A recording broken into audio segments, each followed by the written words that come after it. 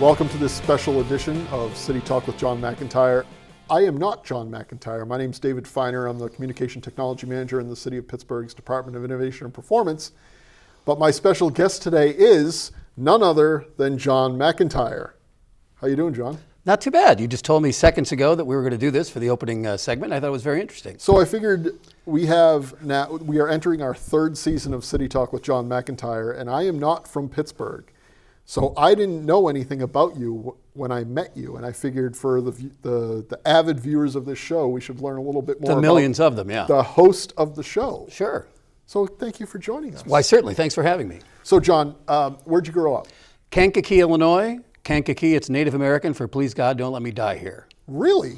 No. Is that official? Actually, no, but it isn't. I don't know what it means. It is a Native American. And where is it in Illinois? It's about 50 miles south of Chicago. Okay. I have not been there before. There's an Arlo Guthrie song, Train Rolls Out of Kankakee. And that's the town's whole claim Yeah, to that's fame. it. That's it, yeah. Okay. So you've been in TV for a long time. Did you know at a very young age that you wanted to be in television? I did think I wanted to be a broadcaster. I would go down to the corner grocery store and interview people with my little tape recorder and then go back and listen to it. And I also remember having the John McIntire show with a neighborhood guy, Dave Zemer, as my sidekick. He and I recorded it. He and I were the only ones to ever listen to it. But I did have my own show at like age 10. Nice. If you count that. So you had the technology back then too? Yes, I had a little audio tape recorder with a reel-to-reel thing. Nice. Yeah. Nice. Christmas present. So where'd you go to college? Southern Illinois University. Okay. That makes Salukis? Yes, that makes me a Saluki. And you know who also is Saluki? The new pirate manager is a Saluki. So you two are best friends? No, I've never met him, but I did talk to a sports guy I know there who said he had a good run while he was at Southern Illinois. So Southern Illinois, you went to school there. What'd you major in? Radio TV. That's literally the name of the major.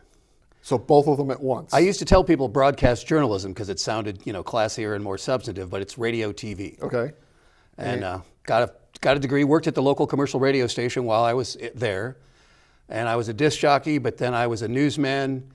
And then I became the news director, and they wanted me to change my name as a news guy because they thought I wouldn't have any credibility since I was also a disc jockey. So is your name John McIntire or something else? It is John McIntire. They wanted me to be John Williams, the news guy, but one morning I screwed it up and said, I'm sorry, it's 75 degrees at so-and-so time. This is John McIntire, John Williams. And then they said, don't do that anymore. You sound like an idiot. Oh. But it was their idea. My understanding, and it's vague at best, but my understanding is you have worked a lot of different jobs across a lot of different cities for a lot of different stations. Do you know off the top of your head all the cities and all the stations that you have worked for? Oh, of course. I got out of school in Carbondale, Illinois, went to Peoria, Illinois in radio. Then I went to Bismarck, North Dakota in television, then Cedar Rapids, Iowa in television. This is all as a broadcast journalist. I've been to Cedar Rapids. Have you? Yeah. Quaker Oats plains there. Oh, yeah, exactly. The city of five smells. Yes. Orlando, Florida, Providence, Rhode Island, Tulsa, Oklahoma, and then I could have possibly gone to either Salt Lake City or Hartford, Connecticut, but I came here because it was an opportunity to do a talk show instead of a news show, although it was a news talk show. So at what point did you arrive in Pittsburgh? 1996. Okay, and you have been here since? Yes, it is. As the mayor's pointed out, it's the longest place I've ever lived other than my hometown. Actually, I now have lived here longer than Kankakee. Oh, wow. Yeah. So when you got to Pittsburgh, where did you first work? The Pittsburgh Cable News Channel, which is a subsidiary of WPXI, the NBC affiliate. They wanted me to do a news talk show. They said I could be irreverent.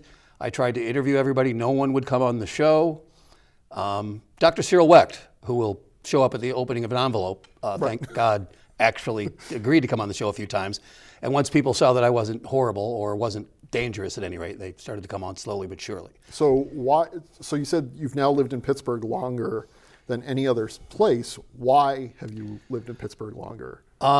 Because I found the cast of characters hysterical.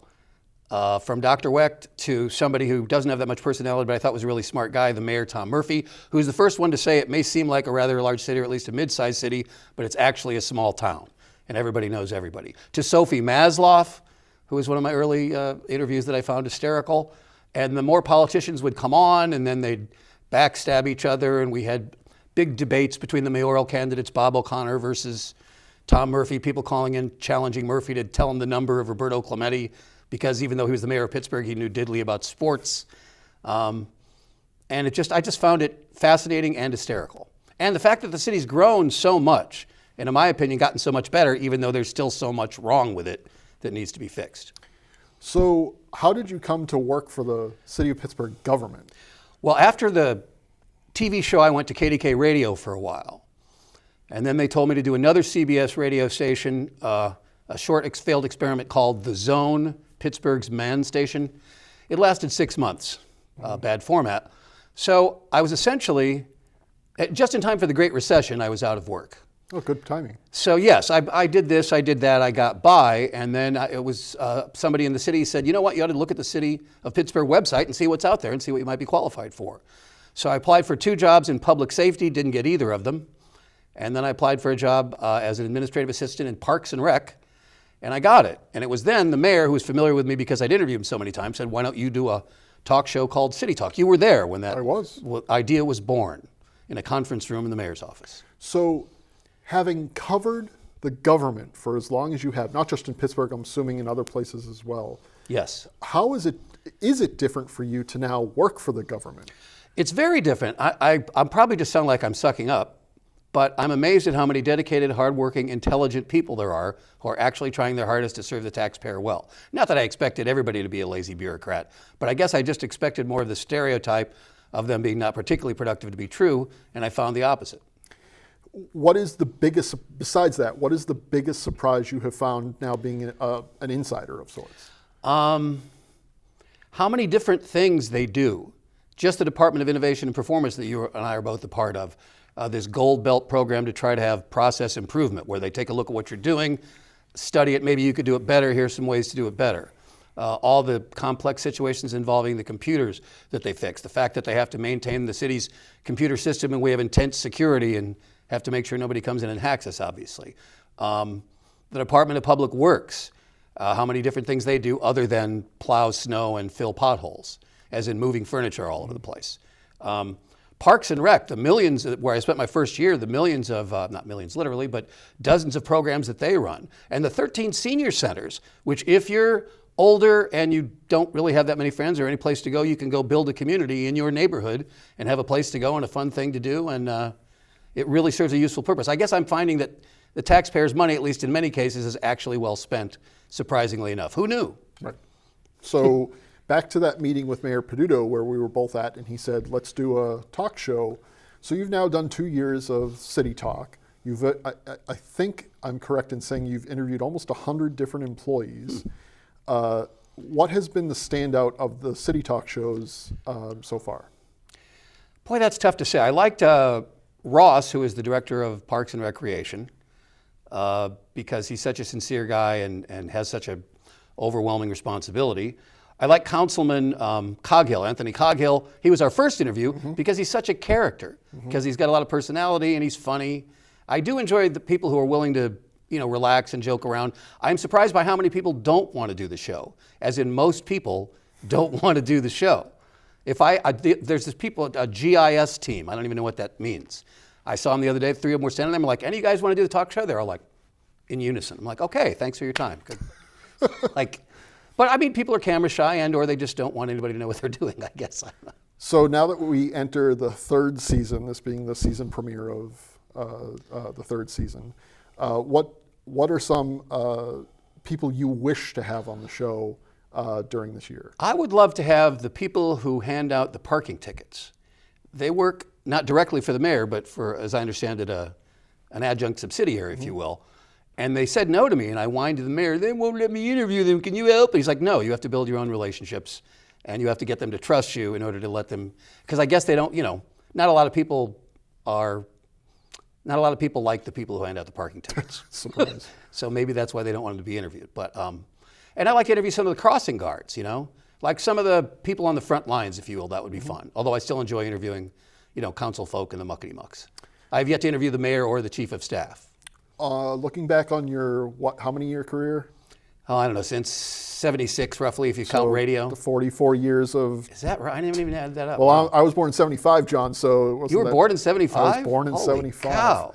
So, I was just entering college. 44-year career, what is your all-time favorite interview or TV or radio moment? Oh, I wish I would have known I was going to do this right before we came on, or I might have been able to think of something. I mean, I remember being embarrassed by George H.W. Bush in radio. He came into a small little booth, and I'd read Time magazine, and it said that when he was the CIA director, he was responsible for killing foreign leaders. And I told him, he's like, no, that's not it. And he just dressed me up and down and made me feel like an idiot. I'm like, nah. And I don't know if they were goons or what they were, but his handlers just rolling their eyes. And so that was my favorite humiliating moment, probably. I really enjoyed interviewing Carl Malden came through town once, interesting. For the Night Talk show.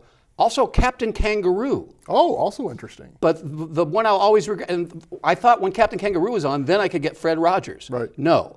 Okay. He refused to do the show for a number of years. Mr. McFeely came out and said, speedy delivery, and he gave me a little trolley car signed by Fred, misspelled my name. But obviously Mr. Rogers had seen the show and wisely decided not to do it. Thank you for agreeing to sit down and do this interview last minute as it was. Thank you for having me. We look forward to another great season of City Talk. Indeed. We hope that more city employees are able to come forward and do the show. But we want to thank you for doing all the shows you've done. Well, thank you already. for doing all the directing and for your incredibly professional staff for creating the graphics and doing all the professional job that you do. Well, we try our best. John, thank you very Sir. much. All right, that's this edition of City Talk. We'll see you next time.